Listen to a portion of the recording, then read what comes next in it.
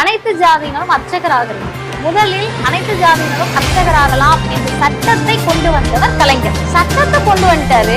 ஆனா சிஎம் அப்ப என்னமோ பண்ணாரு. என்ன பண்ணாரு? சட்டம் வந்த போது பார்ப்பனர்கள் உச்சநீதிமன்றம் போய் தடை வாங்கிட்டார். ஒரு முறையும் அது வழக்காகுது, கேஸ் ஆகுது, அப்பாயின்மெண்ட் பண்ண முடியல. சிஎம் என்ன பண்ணாருன்னா முதல் நாள் வரைக்கும் செய்தியாளர்கள்ட்ட கூட சொல்லல, படிச்சு பயிற்சி பெற்ற அர்ச்சகர்களை வர சொல்லி பணி நியமன ஆணையை கொடுத்தாங்க. கோவிலுக்கு போறோமா, சரி, கோவிலுக்குள்ள நின்னு கருவறைக்குள்ள நின்னு பூஜை பண்றாங்கல்ல மணியாட்டி, அவங்க பேரு அர்ச்சகர். அதுக்கு என்ன குவாலிபிகேஷன் அப்படின்னா, இப்ப நீங்க லா படிச்சாதான் வக்கீல் ஆக முடியும், எம்பிபிஎஸ் படிச்சாதான் டாக்டர் ஆக முடியும், சிவில் சர்வீஸ் எக்ஸாம் எழுதினாதான் ஐஏஎஸ் ஐபிஎஸ் ஆக முடியும். பூணூல் போட்டிருந்தா போதும், நீங்க அர்ச்சகரா இருக்கலாம். இப்ப இவ்வளவு இருக்கிறப்ப என் மொழியை நான் பேசினால் அது தீட்டாயிடும் சொல்றது சுயமரியாதைக்கு இழுக்கு. எல்லாத்தையும் சேர்த்து பார்த்தா கோவில் கருவறைக்குள்ள என்ன விட மாட்டேன்னு சொன்னா எப்படி முடியும்னு சொல்லி பெரியார் கருவறை நுழைவு போராட்டத்தை நடத்த போறேன்னு அறிவிக்கிறாரு. இப்ப கலைஞர் சொல்றாரு, ஐயா நடக்கிறது உங்க ஆட்சி, உங்க ஆட்சி நடக்கின்ற போது நீங்க போராட்டம் பண்ண வேணாம், நானே அதை சட்டமாக கொண்டு வரேன்றாரு. அனைத்து ஜாதியினரும் அர்ச்சகராகலாம் என்று சட்டம் நிறைவேற்று.